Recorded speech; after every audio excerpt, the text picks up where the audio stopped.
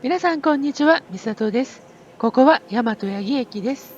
ただいま時刻は朝の6時半前。この時間で土曜日ということもあってひっそりしています。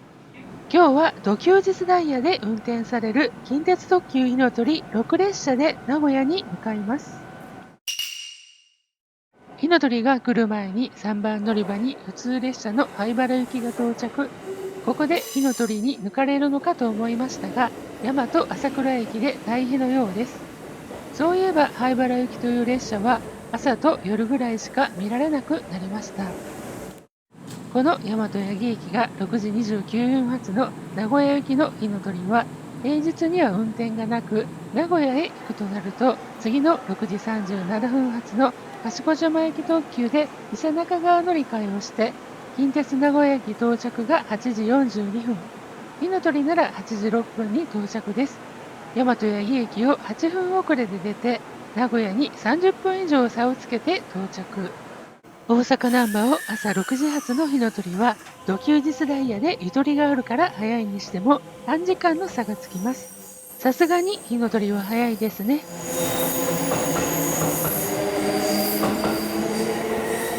ということでひのとり6列車が大和八木駅に到着です。今日は7月の3連休初日とあってかほぼ満席です。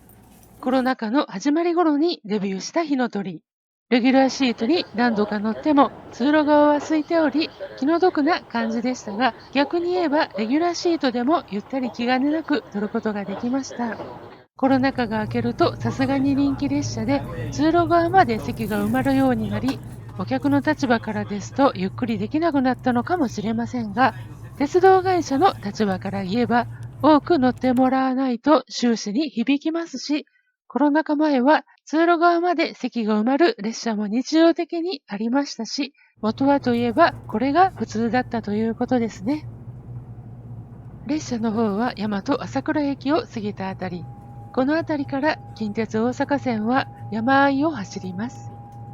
山の霧が晴れかかっており、幻想的な車窓風景が見えます。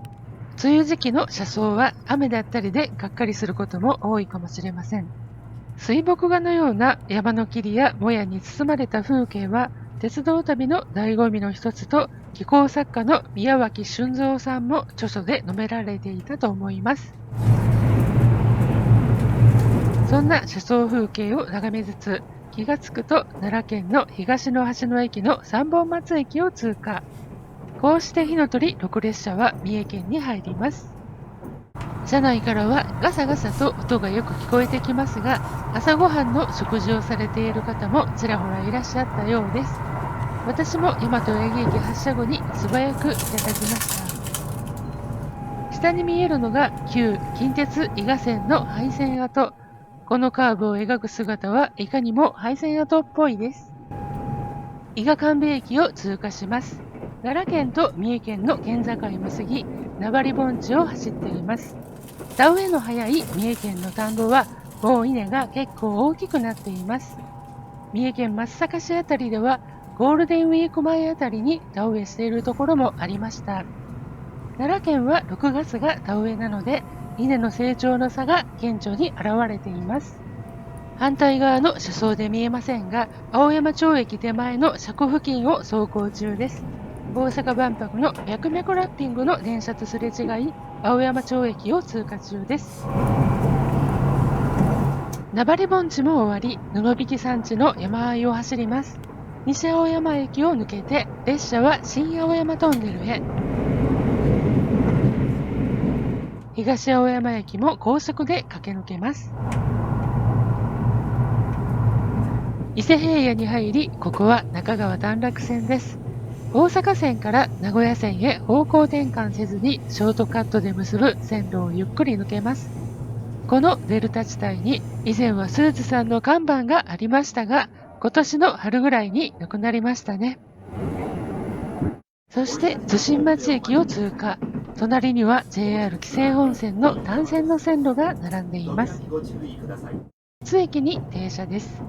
かつての名阪ノンストップ特急は先ほどの中川短絡線を走行中に運転士資格を持つ車掌と運転士が入れ替わる交代が行われましたが、現在では全列車が巣に停車して、運転士、車掌ともに乗務交代となります。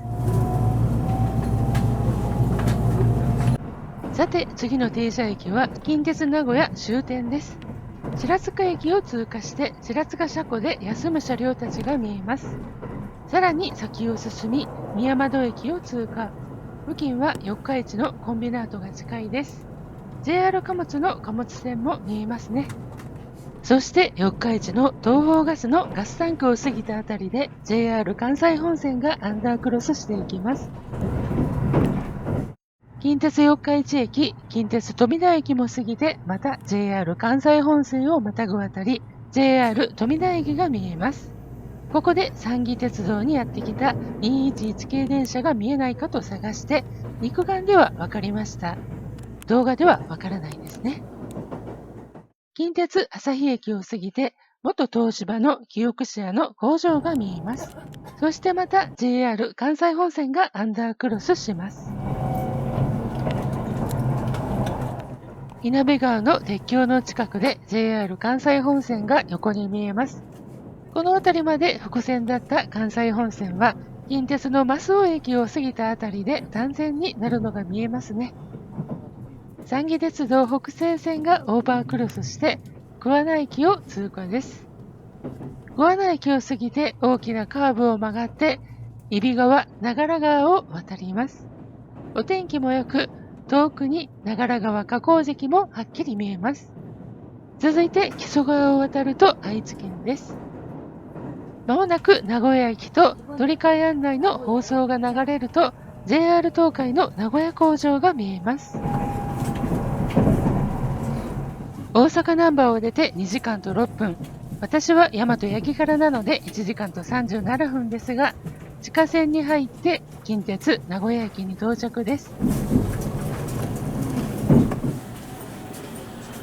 回送電車に変わります。ご乗車にはなりません。到着後、回送列車になると放送があって、この火の鳥は折り返し大阪難波行きになるのではなくて、米の車庫あたりに一旦入るみたいですね。名古屋到着後、隣のホームからは賢島行きのアーバンライダーが発車。火の鳥はもう回送列車として発車準備も整いました。こんな感じで火の鳥6列車の旅は終わりました。